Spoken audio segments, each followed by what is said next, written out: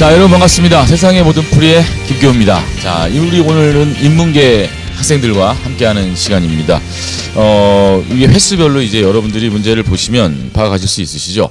자, 오늘도 우리 EBS 최고의 선생님들과 함께 모였습니다. 이 회가 거듭되면서 이 인문계 학생들이 좀 오래 기다리신 것 같아요. 수강후기에 그 원성도 좀 있었고 그랬는데 절대 뭐 자연계 위주의 그건 아니고 더 알찬 그러한 문제들을 좀 준비하고 고민하느라 좀 시간이 걸렸습니다. 오늘 그 기다린 만큼의 보람이 있을 수 있도록 열심히 한번 달려보도록 하겠습니다. 함께 해주신 선생님들 먼저 소개해드리도록 하겠습니다. 우리 세모풀에서 아주 뜨고 계신 분입니다. 김성훈 선생님. 네, 안녕하세요. 갑자기 뜨고 있다니까 제가 너무 좀 당황스러운데요. 네, 그렇게 뜨고 있지는 못합니다. 네, 그런데 그래도 좋아해 주시는 분들이 있어서 감사하고요. 또 수덕후보다는 수덕이 좋지 않겠느냐라고 말씀해 주신 분이 있어서 오늘부터 수덕 김 선생으로 한번 해볼까 합니다. 인문계 문제를 어떤 문제를 해야 친구들한테 많이 도움이 될까 고민을 하다가 오늘 이 문제를 골랐다고 저는 생각을 합니다. 그러니까 한번 이 문제를 진득하게 풀어보면서 고민하는 시간 같이 가져보면 좋겠습니다. 예, 반갑습니다. 오늘 처음 이 자리에 함께 해주신 분이 계십니다. 인문계 학생들은 처음 보실 것 같아요. 자연계, 근데 혹시 그런 학생도 있을 것 같으네요. 자연계 학생들 중에서도 인문계지만 그래도 관련된 문제들을 한번 이렇게 풀어보는 학생들도 있을 것 같아서 왠지 좀 낯익게 이렇게 느껴지신 분도 계실 텐데 인문계 학생들에게는 처음으로 인사드리는 거니까 우리 남철현 선생님 멋있게 인사 부탁드립니다. 안녕하세요. 남다른 치밀함과 열정, 치열한 수학의 남철입니다. 네, 저는 원래 이제 세모풀 4번째 시간인데 인문계열은 지금 처음입니다. 네, 오늘 열심히 준비한 만큼 좋은 활약 해보도록 하겠습니다. 예, 아주 뭐 이제 많이 익숙해지셔가지고 아주 뭐 잘 하고 계시고 오늘 인문계 시간에도 아주 많은 활약이 기대되고 있습니다. 자, 그다음에 우리 계속해서 이한주 선생님. 네, 안녕하십니까. 수학의 하이웨이 이한주입니다. 여러분을 더 빠르고 더 높은 수준의 수학으로 모시겠습니다. 아주 친절하게 항상 학생들에게 설명도 잘해주시고 선생님들끼리 얘기할 때도 아주 그 조목조목 잘 따지시는 분입니다, 이분이. 자, 오늘도 많은 활약이 기대되고요. 자, 마지막으로 우리 송광균 선생님입니다. 네, 안녕하세요. 반갑습니다. 송광균입니다. 자, 어려운 수학을 쉬운 수학으로 만들어드리겠습니다. 마이더스 선입니다. 자, 여러분 반갑습니다. 이제 우리가 우리 그 인문계 학생들한테는 그 3번째 강의가 되는 것 같습니다. 오늘 저희들이 준비한 문제는 2017학년도 수능을 대비한, 그러니까 2016년도에 실시됐던 시험이죠. 9월 평가원에 출제되었던 21번 문항입니다.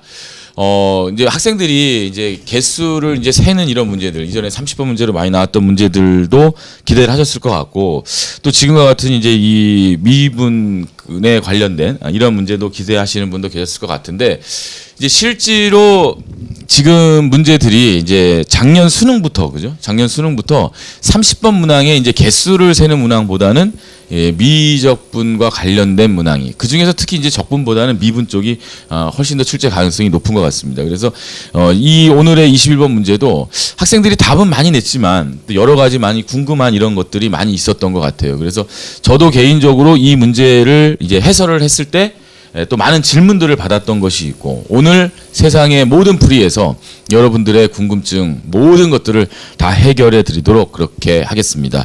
먼저 문제에 대한 총평을 한번 들어봤으면 좋겠는데요. 문제를 보고 느끼신 점을 처음 나오셨으니까 우리 남철현 선생님 한 말씀 해주시죠. 네. 일단 이 문제는요, 아까 말씀하신 대로 답을 내기에는 크게 어려운 문제는 아니었습니다. 하지만 이 문제를 저희가 이제 토론을 하고 다시 풀이하면서 어떤 수학적 엄밀함을 보장하는 과정에서 생각할 부분이 정말 많았다. 그리고 그렇기 때문에 더더욱 배울 점도 많은 문제가 아니었나, 그런 생각이 들고요.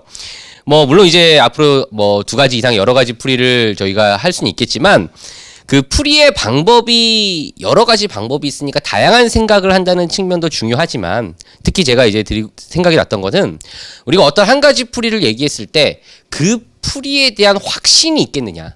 시험장에서 나는 이런 방법을 사용했는데 이게 맞을까?라고 누구나 이제 고민이 된다는 생각이 들어요. 그래서 어떤 풀이에 대한 수학적 근거 내지는 자기만의 확신 그런 것들을 우리가 공부할 수 있는 그런 시간이 되지 않을까 그런 생각을 해봅니다. 그렇죠. 어떤 거든지 간에 이렇게 당연하다라고 생각하는 게 그게 참 위험한 일인 것 같습니다. 내가 무엇을 안다고 했을 때 과연 그것을 진정하게 아는 것인가 그런 생각이 들고 저는 방금 전에 깜짝 놀랐습니다. 역시 당연하다고 생각하는 건 위험하다라는 게 남철 선생님 안경알이 없네요. 저는 당연히 있을 거라고 생각을 했는데 아니 지금까지 당황스럽습니다. 저는 EBS 지금 강의를 하면서 안경알이 없다는 것을 지금까지 안 밝혔거든요. 그래서 안경을 계속 쓰고 나왔는데 오늘 이 자리에서 처음으로 제가 커밍아웃을 하게 되는. 그렇군요. 지금 그래서 이제 남철 선생 안경을 보고 다른 분들 안경도 다 봤는데 다른 분들은 다 있습니다. 다른 시력이 분들은 다 계시고. 1.5입니다. 시력이 아주 좋으시고. 저도 지금 보고 없는 걸 지금 알았습니다. 깜짝 놀랐습니다.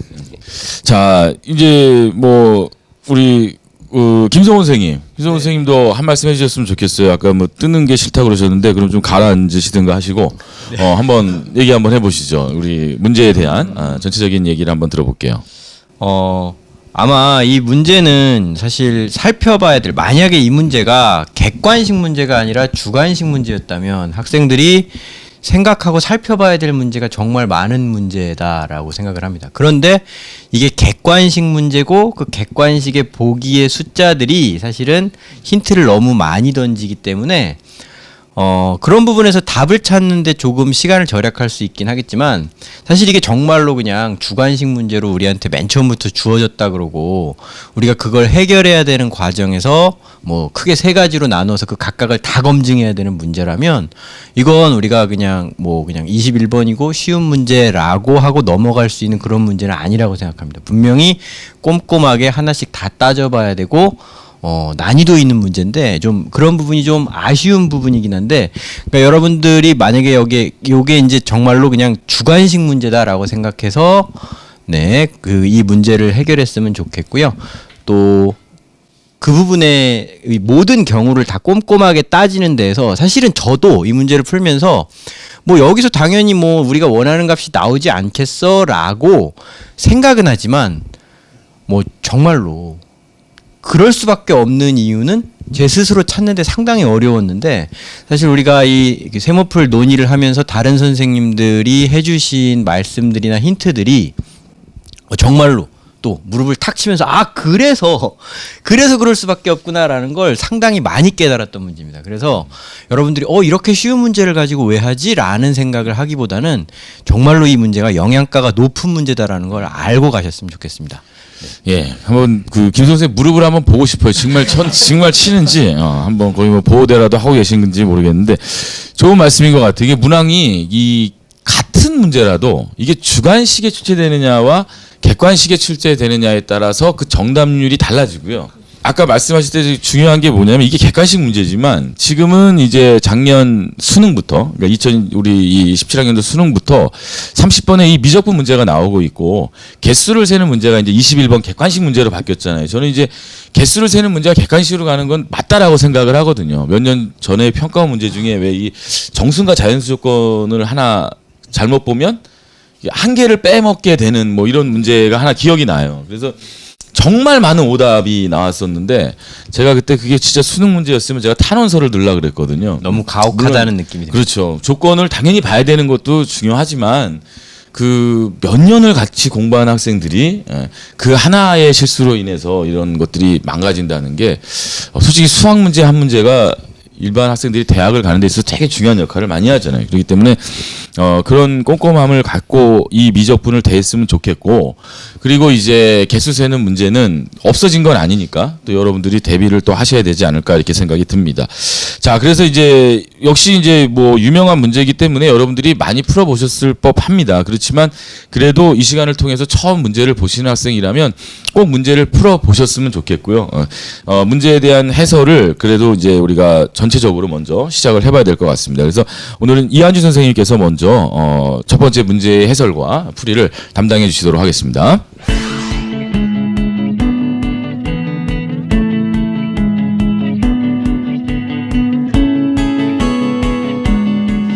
자, 그럼 제가 21번 문항을 같이 한번 우리 학생들과 함께 풀어보도록 하겠습니다.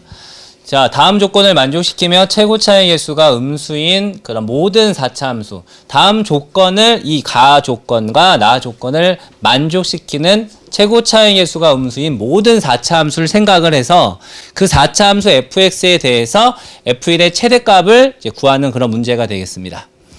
4차 함수인데 방정식의 실근은 0하고 2하고 3밖에 없으니까 지금 그래프를 생각을 해본다면 0이나 2나 3 중에서 하나는 중근을 가져야 된다는 사실을 생각할 수 있고요.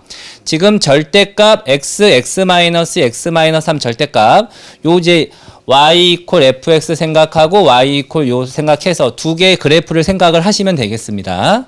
이 중에서 크지 않은 값, 즉 작거나 같은 거죠. 그것의 값을 이제 gx라고 했으니까 그래프로 생각을 한다면 fx 그래프하고 이 y 이퀄 절대값 요거 치한 요 두 그래프를 그려서 각 그 아래쪽에 있는 그래프만을 선택해서 그래프를 그리면 그것이 이제 gx의 그래프가 되는 것인데 gx는 실수 전체의 집합에서 미분 가능하다고 했으니까 우리가 그런 그래프를 그렸을 때 이게 스무스하게 연결이 돼야 되겠습니다. 그러니까 아주 단순하게 얘기한다면 fx 그래프가 이렇게 그려지고 만약에 절대값 취한 그래프가 이런 식으로 그려지면은 아래쪽만 선택을 해서 gx 그래프를 그리니까 이런 식으로 gx 그래프가 그려질 텐데 이렇게 그려지면은 지금처럼 만약에 그래프가 나온다면 첨점이 발생해서 미분 불가능하게 되겠죠. 그러면 gx는 실수 전체 집합에서 미분 가능하다는 조건을 위배하니까 이런 식으로 교차하는 형태의 그래프가 그려지면은 그거는 이제 우리가 원하는 조건을 만족시키는 fx가 안 되는 것입니다. 자, 그렇게 되었고요. 지금 이제 친절하게 지금 절대값을 취한 x, x-3의 그래프는 그려져 있습니다. 자, 그러면 이제 fx의 그래프를 우리가 생각을 할 텐데 0하고 2하고 3에서 이제 실근을 이것만 가져야 되고 첫 번째 케이스를 생각을 해보면 0에서 중근을 가지니까 이렇게 0에서 접하는 경우가 있겠습니다. 그래서 2를 통과하고 3을 이렇게 지나가는 이런 형태의 그래프가 나올 수 있는데 만약에 첫 번째 형태로 그래프 개형이 그려진다면 1에서의 함수값은 음수가 된다는 걸 알 수가 있습니다. 그런데 뭐 다행스럽게도 선택지의 모든 보기가 양수가 되니까 일단 이거는 아니겠구나라고 감을 잡고 우리가 생각할 수가 있을 것 같고요. 이제 두 번째 개형은 2에서 중근을 가지는 케이스가 있을 수 있습니다.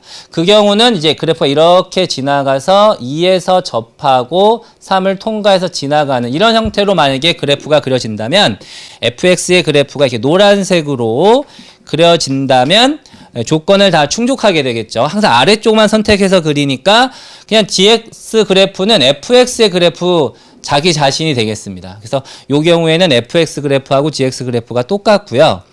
그렇다면 여기서는 1에서의 함수값이 양수가 나오니까 첫 번째 개형에서 나오는 f1의 최대값보다는 두 번째 개형에서 나오는 f1의 최대값이 더 큰 값이 나올 테니까 두 번째 개형에서의 f1의 최대값을 먼저 생각을 하면은 되겠습니다. 그러니까 첫 번째 개형은 우리가 이 문제에서만은 생각할 필요가 이제 없다라는 것이죠.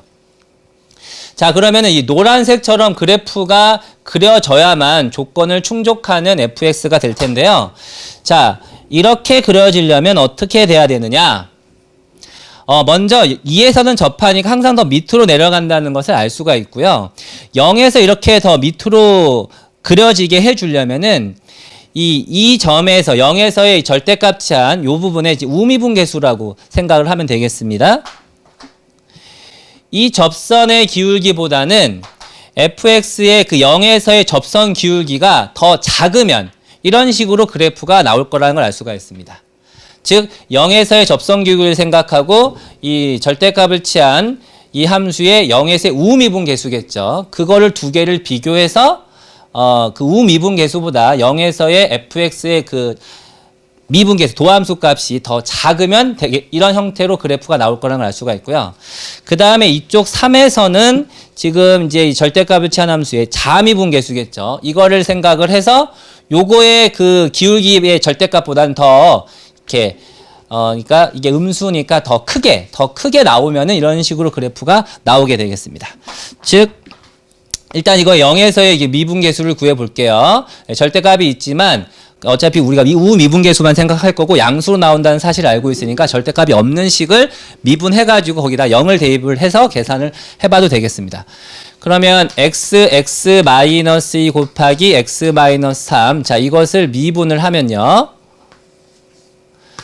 곱의 미분법을 적용을 하면 되겠죠. 그러면은 x 마이너스 2 곱하기 x 마이너스 3 플러스 x 마이너스 3 플러스 x 마이너스 2 이렇게 되는데 우리가 여기다 0을 대입하면은 여기 x 인수가 있으니까 다 0이 돼버리기 때문에 뒤에는 계산할 필요가 없습니다. 그래서 0을 대입하면은 6이 나오게 됩니다. 6. 즉 여기서의 그 우미분계수 이렇게 접하는 접선의 기울기는 6이 되겠습니다. 자, 그 기울기 구하는 과정을 할 때 이제 뒤에서 계속 그 기울기가 나오니까요. 네. 그게 이제 곱의 미분법을 이용해서 그렇게 계산할 수도 있고. 네. 근데 이제 우리가 이제 2차 함수도 3차 함수도 4차 함수도 축과 만나는 교점에서의 그 기울기를 구하는 경우가 많이 있습니다. 이제 그런 경우에는 그 곱의 미분법을 사용해도 괜찮지만 그냥 기본 미분계수의 정의를 이용하면 네. 훨씬 더 학생들이 바라보는 게 좀 그거 쉬울 것 아마 같아요. 학생들한테 굉장히 좋은 팁이 될 것 같아요. 선생님 한번 나가서 좀 쓰면서 설명해 주시죠. 잠깐 나가기까지 조금만. 그냥 이한준 선생님이 하셔도 제가 그냥 좋을 제가 것 같아요. 해볼게요. 이런 얘기죠. 지금 이렇게 하자는 얘기잖아요. 예, 예. 정의를 이용해서 한번 설명해 예를 주시면 들어서 hx를 만약에 x 마이너스 2, x 마이너스 3 이렇게 잡아 놓으면은 지금 h 프라임 지금 0을 구하고 싶은 건데 h 프라임 0이라는 거는 리미트 x가 0으로 갈 때 x 빼기 0분의 hx 빼기 h0인데 그게 0이니까 그럼 hx식 그냥 쓰면 되는 거고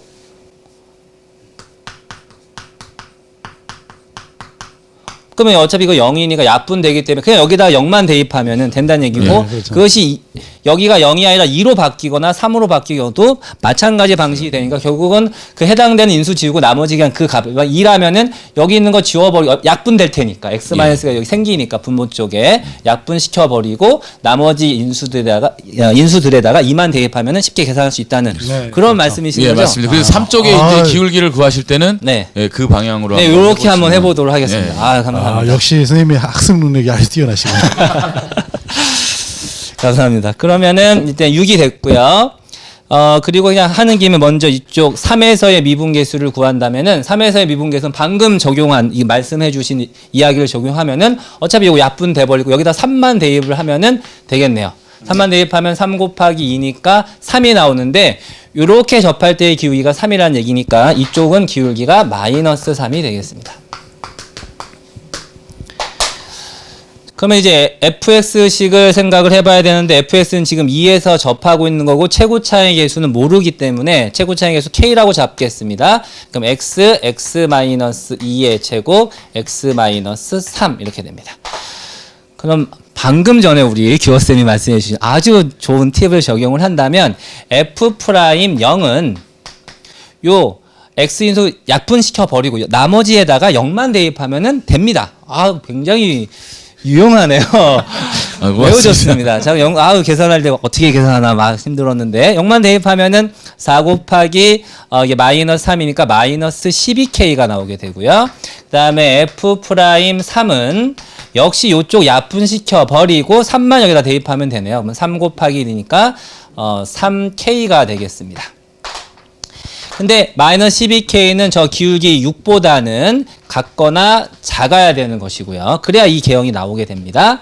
그리고 3k는 마이너스 3보다는 음수 기울기니까 같거나 커야만 이런 형태로 기울기가 나오게 되는 거죠. 그러면 k는 마이너스 1 이상이 되고 그리고 마이너스 1 이상이고 이쪽은 부호가 바뀌고 마이너스 2분의 1 이상이니까 둘 다 동시에 만족을 해야 되니까 결국 k 값은 마이너스 2분의 1보다. 예, 마이너스 2분의 1 이상이 돼야 됩니다.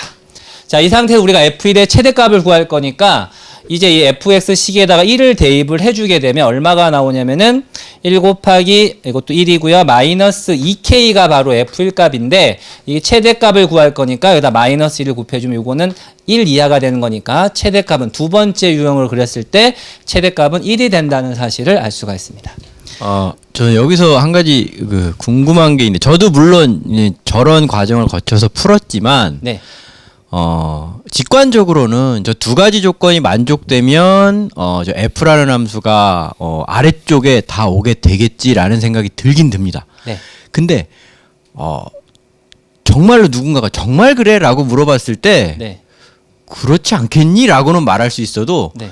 그럴 수밖에 없어라고 확실하게 말하기에는, 저게 교차하지 않는다라는 걸 저것만으로 다 보였다라고 말하기에는 분명히 뭔가 석연치 않은 점이 저는 있다고 생각합니다. 저는 그 부분에 대해서 네. 설명할 수 있다고 생각을 하는데요.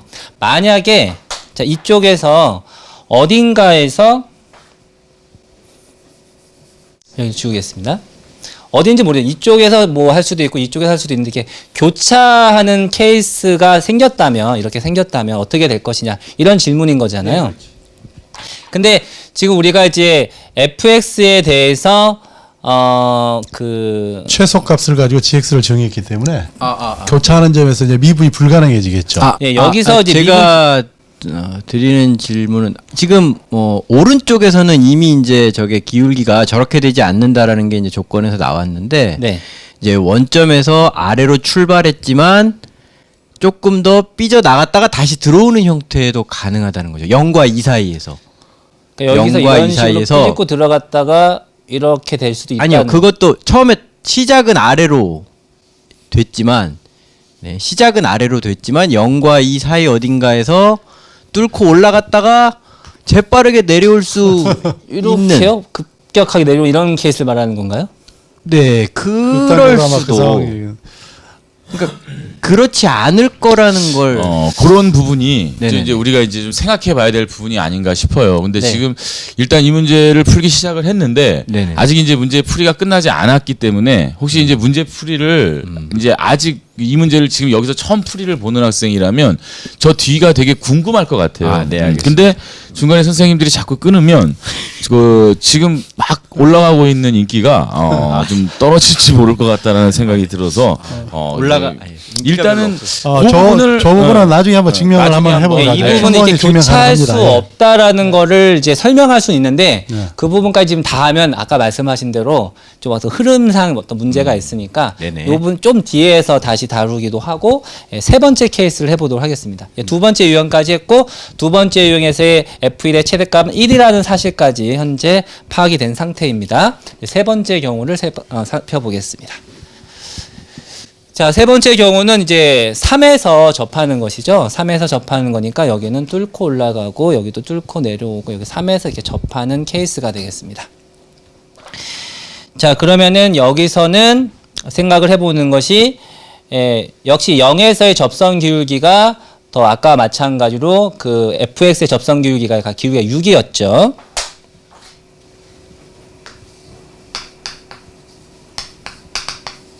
그 2에서의 이제 접선 기울기는 아까 계산하지 않았는데,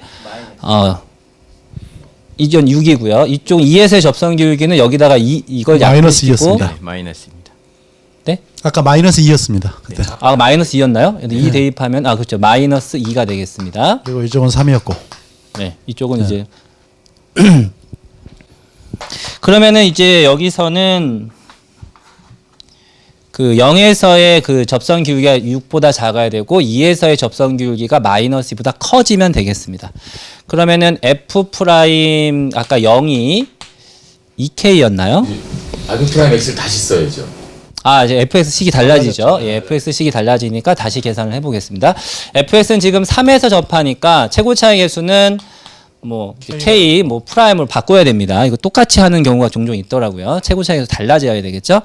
k 프라임으로 하고 x 마이너스 2 x 마이너스 3의 제곱이 되겠습니다. 그러면은 이 경우에 대해서 f 프라임 0을 계산하면 약분시키고 0을 대입하면 되니까 마이너스 2 곱하기 9 마이너스 18 k 프라임이 되고, 이것이 6보다 같거나 작아야 되는 것이고요. 그 다음에 2에서의 접선 기울기를 생각을 할 건데요. 여기 약분시켜버리고 2만 대입하면 됩니다. 2 곱하기 1이니까 2k 프라임이 되겠습니다. 이것이 마이너스 2보다 같거나 커져야만 저런 형태로 그래프 개형이 나오게 되는 것이죠. 그러면은 마이너스 18로 나누면 K 프라임이 마이너스 3분의 1 이상이 돼야 되고요. 이 경우에는 K 프라임이 마이너스 1 이상이 돼야 되겠습니다. 자, 둘을 동시에 만족해야 되니까 K 프라임은 마이너스 3분의 1 이상이 돼야 되는 거죠. 자, 이런 상태에서 우리가 F1의 최대값을 지금 구하려고 하는데요. F1의 값은 1을 대입하면 K 프라임 곱하기 1 곱하기 마이너스 1 곱하기 4가 나옵니다. 그래서 마이너스 4K가 되죠. 근데 여기다 마이너스 4K를 곱해보면은 3분의 4 이하다라는 것을 알 수가 있습니다. 따라서 이 경우에는 최대값이 3분의 4까지 나올 수 있으니까 아까 두 번째 케이스에서는 최대값이 1까지 나올 수 있었고 여기는 3분의 4까지 나올 수 있으니 이것이 더 큰 값이 되겠습니다. 그래서 구하는 최대값은 3분의 4 이렇게 정리가 되겠습니다. 예, 아주 깔끔하게 문제를 잘 풀어주신 것 같습니다. 저희가 물론 지금 이 두 가지 경우 모두 다 최대값은 결과적으로 원점에서 서로 접하는 상황일 때죠. 그렇죠? 어떻게 보면 충분히 예상이 될 수 있는 거죠. 그러니까 얘가 이게 끌어올리는데 가능한 끌어올리려면 저기가 원점하고 접하는 상황에 끌어올리면은 최대가 될 수밖에 없다. 막 네, 저런 정도로 결국은 이제 원점에서의 미분계수만 비교하면 되는 상황이 되는 건데 근데 거기에 대한 그 확실한 근거를 가지고 접근하기가 그 학생들 입장에서는 사후에 이렇게 우리가 그렇죠, 사후에 그렇죠. 네, 네. 예, 그러면 아까 전에 그 뒤에서 하기로 했던 부분을 좀 말씀을 좀 드리고 싶은데 이게 이제 교차하는 경우가 있을 수 있지 않느냐. 항상 그런 의문을 가질 수 있을 것 같아요. 저도 이제 처음에 이 문제를 풀 때 이렇게 가가지고 이렇게 교차를 이렇게 해서 어떻게 내려와서 뭐 이렇게 될 수 있는 거 아닌가 그런 생각을 해봤었거든요. 그러면은 이게 이렇게 될 수가 없는 것이 지금 그림상 봐도 딱 이렇게 가서 내려오면 첨점이 발생하니까 미분 가능하지 않게 되는 걸 알 수 있는데 하지만 교차하더라도 미분 가능한 경우가 있을 수 있잖아요. 예를 들어서 우리 x 세제곱하고 y 이퀄 뭐 0 이렇게 직선을 생각을 하면은 이렇게 하고 이렇게 지나가 버리니까 같은 식으로 아래쪽에 있는 함수만 그래프를 그리는 걸로 약속을 하면 여기서 이렇게 돼가지고 이렇게 올라가니까 교차하지만 분명히 미분 아래쪽만 한 거니까 여기서 이렇게 쭉 가야죠. 이렇게 돼서 0에서도 이제 미분 가능하게 되거든요. 그래서 지금 이 문제 같은 경우는 그림은 어떻게 그려졌는데 여기서 교차하면서 뭐 미분 가능하게 그래프가 나올 수도 있지 않을까 그런 의문을 가질 수 있는데 이거는 이제 안 되는 것이 이렇게 설명할 수 있다고 생각을 해요. 그래프를 그렸을 때 만약에 이런 어떤 y 이퀄 fx라는 함수의 그래프가 있고 또 뭐 이렇게 뭐 예를 들어서 뭐 y 이퀄 gx라는 함수의 그래프가 있는데 여기 a에서 그냥 만난다고 하면은 두 식을 연립을 했을 때 이게 물론 전제 조건은 다항함수라는 전제 조건을 주겠습니다. 연립을 해가지고 생각을 하면은 분명히 x-a에서 똑같은 함수값이 나오니까 요 인수를 가져야 돼요. 다항함수라고 한다면. 여기에는 어떤 뭐 hx 이런 식으로 식이 설정이 되겠죠. x-a가 무조건 인수 하나는 가지게 됩니다. 그런데 만약에 gx가 이 a에서 이렇게 접하게 되면은 도함수까지 값이 같아지니까 그러면은 미분을 해서도 값이 같아져야 되니까 요 제곱인수를 가지게 됩니다. 왜냐하면 이거는 쉽게 증명이 되는데 미분을 해보면 여기는 이제 hx 플러스 x-a 곱하기 h 프라임 x 이렇게 될 거고 지금 a에서의 그 접하니까 f 프라임 a하고 g 프라임 a가 값이 같거든요. 그럼 여기다가 a를 대입을 해주면은 좌변은 0이 됩니다. 그럼 여기도 지금 x-a 인수가 있으니까 0이 되죠. 그럼 여기다 a를 넣어서 0이 되려면은 이 hx가 x-a라는 인수를 하나 더 가지고 있어야 되니까 그걸 끄집어내면 결국 이 제곱인수 식을 바꿔주고 뭐 h1x 이렇게 바꿔주면 되니까 제곱인수를 가진다는 걸 알 수 있어요. 접하면은 제곱인수를 갖는다. 다항함수 두 개가 이렇게 접하게 되면은 제곱인수를 갖는다는 걸 알 수가 있습니다. 근데 만약에 교차를 하면서 지금 우리가 이 gx 함수를 그렸을 때 아래쪽만 생각을 하면서 미분 가능해야 되니까 이렇게 교차를 하면서 여기서 미분 가능하게 된다면 어떻게 될 것이냐라는 생각인데 그럼 여기서는 세제곱인수를 가져야만 합니다. 그것에 대한 증명은 fx가 이렇게 있고 gx가 어떻게 뭐 지나갔는데 여기 a에서 지나갔는데 이제 미분 가능하게 되면서 gx가 지나갔다고 생각을 해볼게요. 분명히 여기서 이제 교차가 됐습니다. 교차가 된다는 의미는 a보다 작은 쪽에서의 fx 빼기 gx를 생각하고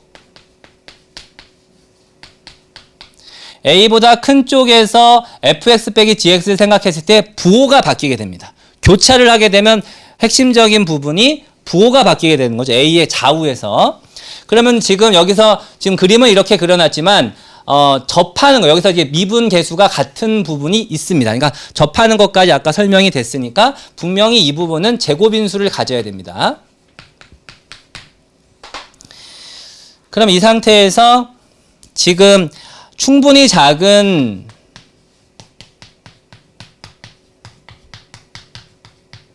양수 h를 생각해서 이 x의 식에다가 a 플러스 h를 대입하고 x의 식에다가 a 마이너스 h를 대입을 해보면은 지금 이쪽에서는 뭐 양수가 지금은 그림을 fx를 아래쪽에 여기 그려놨으니까 이 식을 대입하면은 fx보다 현재 gx가 오른쪽에 더 큰 쪽에 있으니까 여긴 음수가 나오게 되고요. 그다음에 a 플러스 h를 넣게 되면 이쪽은 이제 양수가 나오게 됩니다. 그래서 부호가 바뀌게 되죠. 그러면은 a 플러스 h를 넣거나 a 마이너스 h를 넣었을 때 좌변 한 번은 양수가 나오고 한 번은 음수가 나오니까 부호가 분명히 바뀝니다. 그런데 이쪽은 제곱이 되어 있으니까 언제나 양수죠.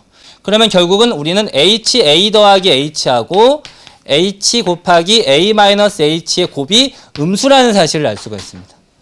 충분히 작은 모든 양수에 대해서 항상 이 값이 곱이 음수가 되려면 ha는 0이 될 수밖에 없는 거죠.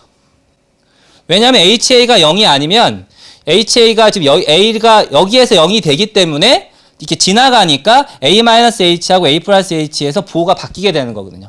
만약에 a에서 0이 아니라면 이건 기류법으로 a에서 0이 안 되고 a가 아닌 다른 점에서 지나가게 되면 그러니까 뭐 요 정도 이런 데서 만약에 hx 그래프가 지금 오른쪽에서 이런 식으로 지나가게 되면 a 플러스 h하고 a 마이너스 h에서 항상 부호가 같을 수 있게 되거든요. 그렇기 때문에 이런 식으로 설명이 가능합니다. 근데 이제 충분히 그 수학적으로는 그 엄밀성을 가지고 있는데 문과 학생들이 듣기는 좀 어려울 것 같아요. 제가 조금 더 그렇죠. 쉽게 한번 설명을 해볼게요, 그걸. 이 부분을요? 예. 네, 알겠습니다. 그러면 좀 바톤을 예. 넘겨드리겠습니다. 예.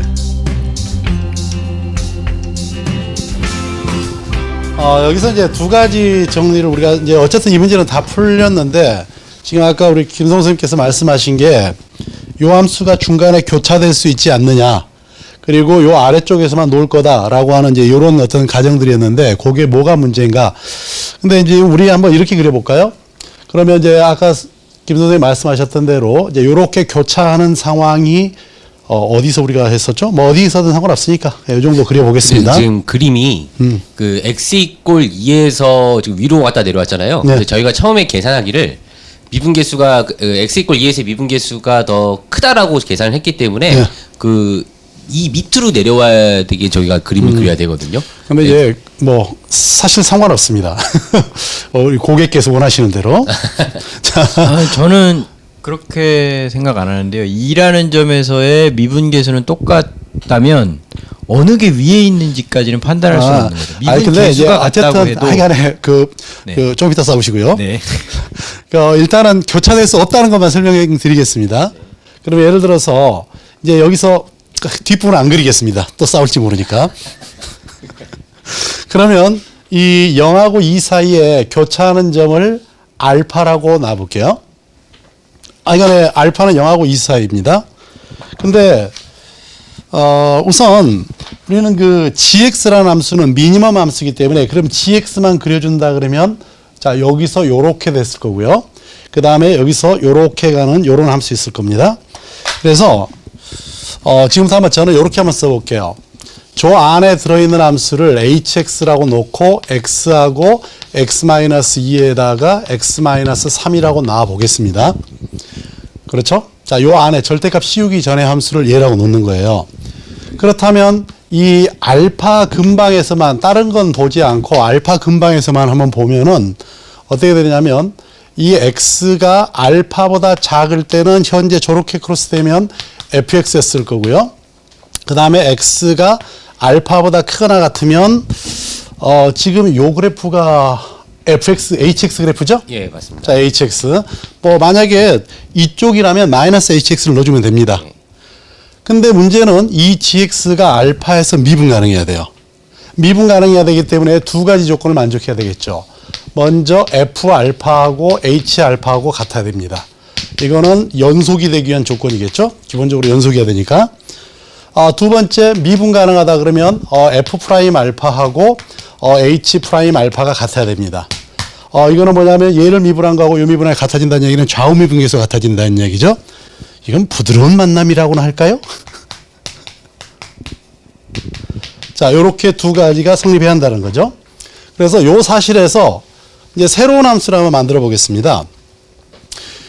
이 fx에서 자, hx를 빼볼게요. 그래서 요 함수를 large fx라고 놔버리면 일단 얘가 0을 지나니까 f0도 0이고 f2도 0이고 그 다음에 f3도 기본적으로 0이죠. 그 다음에 조금 전에 했던 우리 f 알파도 0이고 f 프라임 알파도 0이 되겠죠. 왜냐하면 여기 f를 미분해버리면 얘가 f 프라임 x 마이너스 h 프라임 x인데 여기다 알파하고 이 두 개가 같았기 때문에 결국은 f 프라임 알파도 0이 됩니다. 자, 그러면 우리는 요 사실에서 fx는 x하고 x-2하고 x-3을 인수로 갖고 그 다음에 요 사실로부터 우리는 무슨 이야기를 할 수 있냐면 이 fx는 x-알파의 제곱을 인수로 갖습니다. 그러니까 이렇게 되겠죠. 그러니 결국은 fx는 어떤 형태가 될 수밖에 없느냐면 앞에 아까 우리가 k로 했으니까 fx의 최고차의 개수를 k라고 놔버리면 k에다가 x, 자, 요 값이 0이니까 x를 인수로 가질 거고 x-2도 인수로 가질 거고 x-3도 인수로 갔습니다. 그런데 우리 알파는 0하고 2 사이였는데 이 숫자가 아니에요. 그러면 당연히 또 x-알파의 제곱이라고 하는 인수가 존재할 수밖에 없는 이런 상황이 돼버리겠죠. 뭐 더 있을 수 있는데 모순이 돼버리죠. 왜 모순이냐면 우리는 이 fx는 4차라 그랬고 여기는 요 값은 3차이기 때문에 아무리 해도 4차. 근데 여기가 1차, 3차에다 5차가 돼버려가지고 요런 상황이 되면 모순이 돼버립니다. 그렇기 때문에 절대 이렇게 크로스되게 만날 수는 없다라는 증명을 우리가 할 수 있겠죠. 그 다음에 두 번째는 이왕 나왔으니까 그림을 그릴 때 우리는 이제 요 접선의 기울기가 작아서 이렇게 될 수밖에 없다라고 했는데 이것마저도 식으로 증명을 할 수가 있겠죠. 예를 들어 자, 우리는 크로스될 수는 없다라는 얘기를 이미 했으니까 그러면 만약에 요 그래프가 여기서부터 시작을 해서 요렇게 올라갔다고 요 색깔로 하지 말까요? 이 그래프가 여기서부터 시작을 해서 그러면 요렇게 위로 올라가서 내려갔다면 어떻게 될까? 그러면 이제는 요렇게 됩니다. gx가 뭐가 되냐면 x가 지금처럼 0보다 작을 때는 fx가 될 거고 그 다음에 우리는 이제 미니멈을 선택하기 때문에 0보다 작을 때는 얘를 선택해야 될 거고 0보다 클 때는 요 아래에 있는 요 hx를 선택하게 됩니다. 그래서 어떻게 만들어지냐면 x가 0보다 크거나 같을 때는 hx가 될 수밖에 없다. 마찬가지로 또 한 가지 요 2를 기준으로 봤을 때 x가 예를 들어서 2보다 작을 때는 hx가 될 거고 그 다음에 우리는 여기서 원래 요렇게 왔다가 여기 와서 요렇게 되는 함수였기 때문에 미니멈 함수는 요 부분이 돼서 x가 2보다 크거나 같을 때는 fx가 될 겁니다. gx입니다. 그러니까 원래는 0보다 작고 0보다 크면서 2보다 작다 해야 되는데 생략하고 그냥 0 주변하고 2 주변만 우리가 검토를 해보는 거죠. 근데 얘가 미분 가능하려면 0을 넣어주면 값은 같은데 여기는 요 값을 0을 넣어버리면 어떻게 만들어지느냐면 아까 f3로 하겠습니다. fx를 아까 했던 k에다가 뭘로 했었죠 우리가? x에 x-2에 x 빼기 3의 제곱이었었죠. 그러면 여러분들이 볼 때 f 프라임 제로는 아까 얼마였었나요? 0을 나눠버리고 나니까 이거 교수님 정말 편하네요. 감사합니다. 0으로 나눠버리니까 0 넣어주니까 마이너스 이건가요? 네.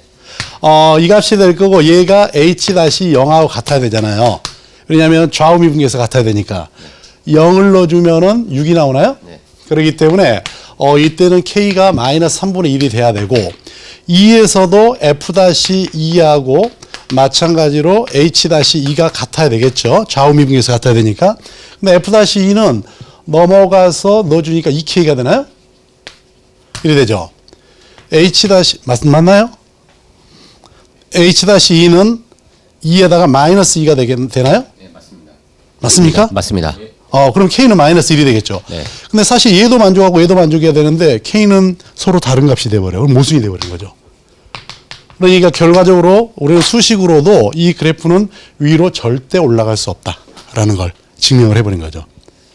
제가 아까 이제 설명을 하다가 조금 덜 설명을 한 부분이 있어서 좀 네. 제가 좀 마음이 너무 아쉬워서 그런 것 같습니다. 나도 좀 마무리를 좀 해보고 마무리를 싶어요. 네. 하시는 게 좋을 것 같아요. 아까 전에 설명했던 네, 거에 네, 대한 네, 네. 마무리를 지어주시는 게 좋을 것 같습니다.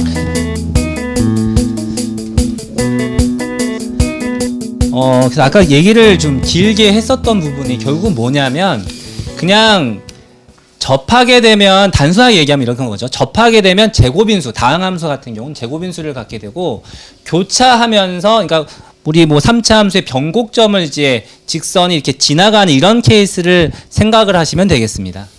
그러면 이 두 식을 연립을 했을 때 바로 이 지점에서 세제곱 인수를 가지게 되는 거죠. 세제곱보다 홀수차라고 해야죠. 지금 같은 경우에 3차 함수라면 세제곱 네, 인수라고 그렇죠. 보시면 되겠고 만약에 이게 다항 함수고 3차 함수 조건 없으면 뭐 홀수 인수를 갖는다. 홀수 세제곱 이상, 3 이상의 홀수 인수를 갖는다라고 보시면 되겠습니다.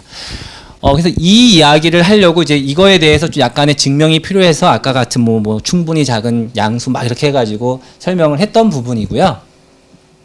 그래서 만약에 지금 이제 교차할 수 없다라는 거를 우리 송강규 선생님께서 너무 대수적으로 완벽하게 설명을 해주신 것 같아요. 근데 기하학적으로도 그 부분이 설명이 가능할 것 같은데요.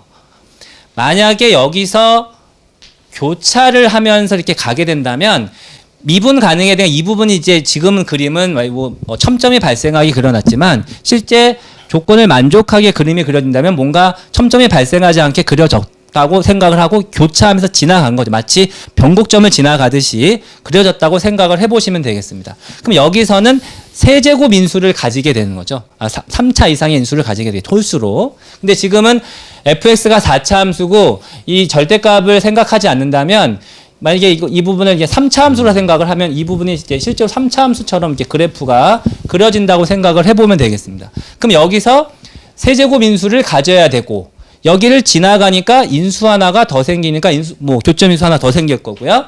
여기도 지나가니까 그러니까 결국은 이런 식으로 그래프가 그려지면은 5차식의 어떤 형태가 나와야 되니까 모순이 될 수밖에 없는 거죠. 그래서 교차할 수 없다라는 거를 기하학적으로 설명이 가능하고요. 아까 전에 송강규 선생님께서 동시에 접하는 이렇게 동시에 올라가는 이런 경우가 나올 수 없다고 그랬는데 이걸 대수적으로 확실하게 수식으로 해서 모순이 된다는 걸 보여줬는데 이 경우에도 기하학적 설명이 가능한 것이 두 번 동시에 접하게 되면 여기서 제곱인수를 가져야 되고 여기서 제곱인수를 가져야 됩니다. 근데 얘 같은 경우 이렇게 지나가면서 한 번 더 만나니까 역시 5번에 그러니까 중점 접하는 경우를 뭐 교점의 개수 2개라고 생각한다면 교점의 개수가 5개가 되니까 역시 나올 수가 없는 거죠. 왜냐하면 4차 함수하고 3차 함수를 우리가 현재 연립한 식 동시에 그리고 있는 상황이니까 교점 개수가 5개가 돼서 역시 모순이니까 불가능하다. 그래프로서 그 부분이 설명이 가능하다고 봅니다. 그래서 한 가지 이제 지금 우리가 이제 변곡점이라는 말을 썼는데 이거는 문과 학생들이 보기 때문에 그렇죠. 변곡점이 무슨 말인지 모를 것 같아요. 변곡점 그렇죠. 지금 말씀하신 게 결국 이제 그 송강규 선생님께서 아까 마지막에 그 라지 fx라고 하는 것이 5차 함수가 나와서 모순이 됐다라는 것을 이제 그 중근의 개수까지 하나의 그 근의 개수로 다 친다면 5개의 실근이 존재하기 때문에 4차 함수이기 때문에 그게 존재하지 않는다라는 걸 지금 기하학적으로 네네. 다시 한번 정리를 해주신 것 같습니다. 네, 사실 이제 이 부분은 대수학의 우리가 뭐 기본 정리라고 하는 n차 방정식은 n개의 식을 갖는다. 그거를 기본적으로 알고 있는 상태에서 적용을 한 거죠. 그러니까 4차 함수하고 3차 함수 연립을 해서 방정식을 만들면 4차 방정식이 나오니까 실근 개수가 그러니까 모든 뭐 범위까지 해서 근의 개수는 4개까지밖에 나올 수 없다. 이 부분 그래프의 교점이가 실근만 되겠죠. 어쨌든 이제 그런 부분을 전제하고 설명한 이야기가 되겠습니다. 예, 지금 뭐 보니까 기하적인 방법으로 이렇게 하다 보니까 어떤 그런 그 모순이 되는 부분이라든지 이런 것들에 대한 대수적인 증명, 기하적인 증명 이런 것들이 많이 필요했던 그런 풀이 같은데요.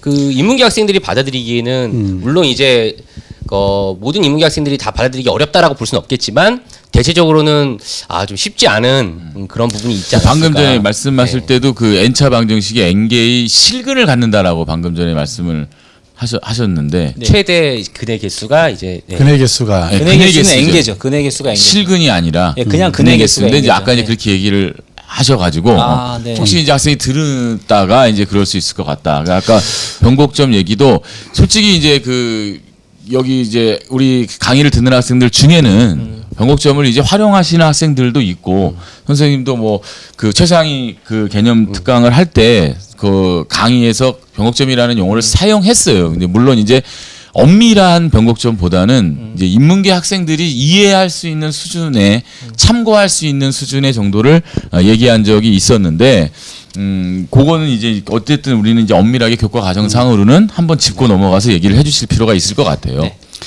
그다음에 또 남생은 예, 또 새로운 방법으로 한번 도전하셨다고 내가 소문을 들었습니다. 뭐 새로운 방법이라고 할 것까지는 없고요. 그럼 나가서 얘기해. 네. 뭐 새로운 방법이라고까지 얘기하기는 조금 좀 얘기하기 좀 그런데 우선 방금 저도 두 선생님께서 그 이한준 선생님과 송광규 선생님께서 말씀하신 그 증명이라든지 그런 부분에 대한 고민을 상당히 많이 했습니다. 그래서 저도 아니 미분계수만 가지고 문제를 풀었는데 이게 위로 올라가거나 뭐 이렇게 더 삐져나올 수 있지 않을까? 그럼 그런 부분에 대한 보장을 어떻게 하지? 라고 해서 고민을 상당히 많이 했어요. 그래서 뭐 극제값을 비교해가지고 뭐 어마어마한 무리수 세제곱까지 계산해가지고 얘가 더 작다 뭐 내지는 아까 저희가 그 여담으로 얘기했지만 김성훈 선생님이 말씀하셨던 뭐 그런 부분까지 이제 막 다 생각을 했었는데 그런데 이제 실전에서 우리가 그렇게 하기는 좀 어렵지 않았을까. 물론 이 자리가 거기에 대한 뭐 수학적 근거를 논하는 자리이긴 하지만 그래서 저는 그러한 그 수학적 근거가 필요 없는 그냥 실전에서 가장 빠르게 쓸 수 있는 방법은 무엇일까? 또 다른 방법은 없을까? 이제 그런 부분을 고민했는데요. 우선 다시 문제 이제 처음으로 돌아가게 되면 처음에 첫 번째 케이스가 이제 0에서 중근을 갖는 경우 이런 경우 F1이 음수니까 저희가 무시할 수 있었겠지만 두 번째 케이스와 세 번째 케이스를 지금 다 비교를 해주셨죠. 이게 아마 두 번째 케이스였고 x 이꼴 3에서 중근을 갖는 경우가 접하는 경우죠. 접하는 경우가 아마 어떻게 그려질지는 모르겠지만 이런 식으로 그려졌겠죠. 2번과 3번을 다 계산을 해서 이제 비교를 했는데 사실 어느 거를 먼저 해야 되지? 라는 것에 대한 수학적 근거를 정확하게 찾을 수는 없었습니다. 저도 그냥 당연히 이거 아니야 라고 생각했다가 아차 내가 실수했구나. 아까 말씀하셨던 그런 거죠. 그러니까 이제 F2X하고 F3X의 차이가 얘를 이제 함수를 이름을 다르게 붙인다면 첫 번째 것은 이제 KX의 X-2의 제곱에 X-3이고 두 번째 것은 KX의 X-2의 X-3의 제곱인데 바로 여기서 제가 실수를 했었습니다. 그러니까 F2의 1의 값은 1을 대입하게 되면 1이고요. 마이너스 2K가 되고요. 어차피 K는 음수니까 양수값이 나오겠죠. 그리고 F3의 1을 계산하게 되면 1을 대입하게 되면 마이너스 4K가 되겠네요.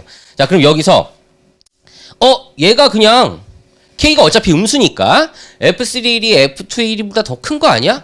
그 당연히 3번을 먼저 해야 되는 거 아닌가라고 생각을 했습니다. 그러다 보니까 답을 딱 구하니까 바로 답은 나오더라고요. 그래서 나 잘했구나 라고 이제 생각을 했는데 아차한 거죠.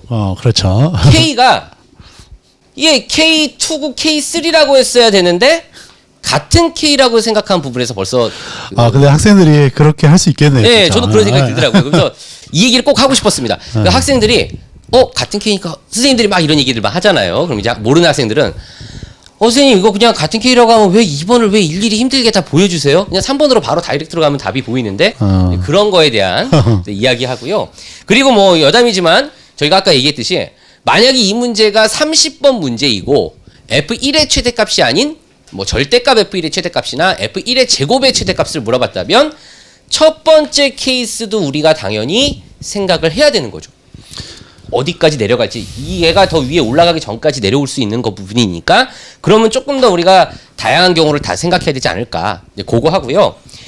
그래서 이제 제가 생각했던 이제 풀이의 방법은 일단은 이 세 번째 것만 일단 하겠습니다. 어차피 세 번째 거 하나만 해도 두 번째 거에 대한 식도 똑같은 방법으로 적용하면 되는 거니까 이 세 번째 방법을 이용하면 미분계수를 굳이 이용하지 않고 F3X가 되는 경우가 제가 헷갈리니까 다시 그림을 그릴게요. 이런 식으로 그려질 텐데 어차피 우리가 크지 않은 값, 작거나 같은 값을 함수로 취하겠다라고 하면 문제가 되는 구간은 이 구간이잖아요.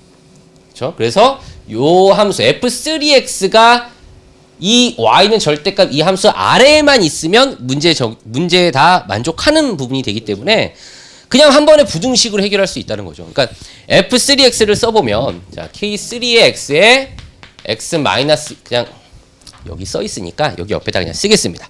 얘가 작거나 같기만 하면 되는 거죠. 저 절대값이 0과 2 사이에서는 x의 x 마이너스 2에 x 마이너스 3이니까요.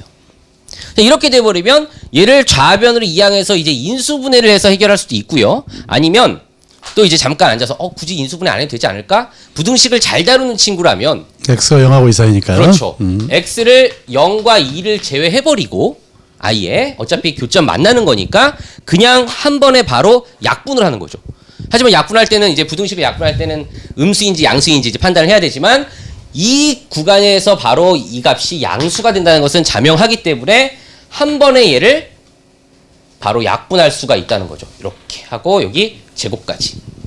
그래서 바로 남는 식이 K3의 x-3 여기 약분하면 1이 되고 1을 좌변으로 가지고 오면 마이너스 1이 0 이하다 라는 식을 한 번에 얻을 수가 있고 얘가 항상 0과 2 사이에서 만족해야 되겠죠.